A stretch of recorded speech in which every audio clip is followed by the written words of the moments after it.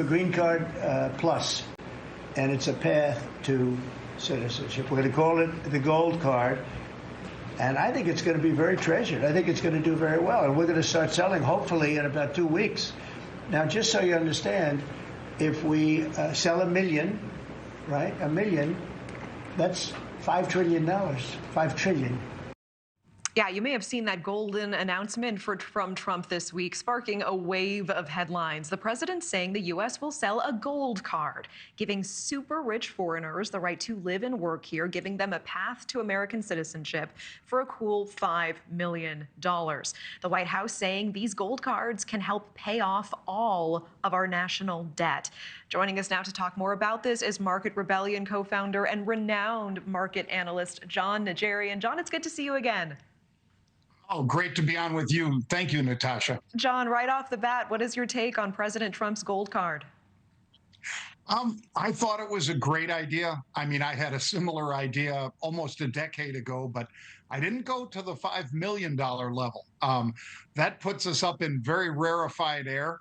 But Singapore charges $7.5 million right now for the equivalent of a golden passport. Our gold card at $5 million looks like a deal compared to that, especially if you consider U.S. military as far as safety, our banking system. I mean, a lot of the places around the world, Natasha, that do offer this, and there are a number. I mean, Portugal, it's 500,000 euros. Italy, all over Europe, there are various areas where you can pay to get exactly what the president is offering next week or this week even here. And I think it's a great solution. It's not the only solution, but it is a great solution because, shoot, if you did 5 million of these $5 million cards, you'd be talking about wiping out nearly all of the debt. That's $25 trillion right there. But why 5 million? Why stop there? It sounds like you're saying the price should be even higher. Well, and perhaps it should be, but it's always, how much will the market bear? Singapore, as I said, certainly a lot of crypto friends, crypto bros, if you will, have moved there and enjoy it. It's very, very safe, but it's very strict. The United States is far more open.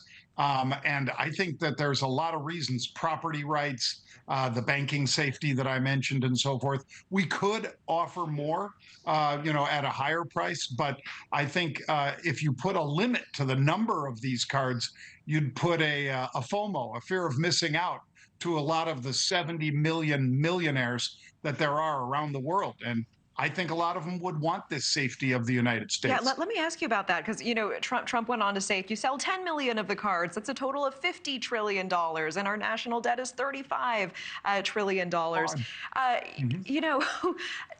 What would happen if we had an influx of 10 million ultra wealthy, ultra rich foreigners into our economy, living and working here in the United States? What does that look like for our economy? A good thing? Perhaps. I mean, I live in Puerto Rico.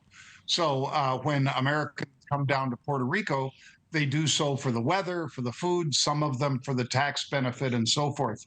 And the more of those sort of people that you attract, you end up getting a lot more restaurants, you get a lot more service industry and so forth. But can any of us afford to live here? Right? Can any of us afford a house ever again?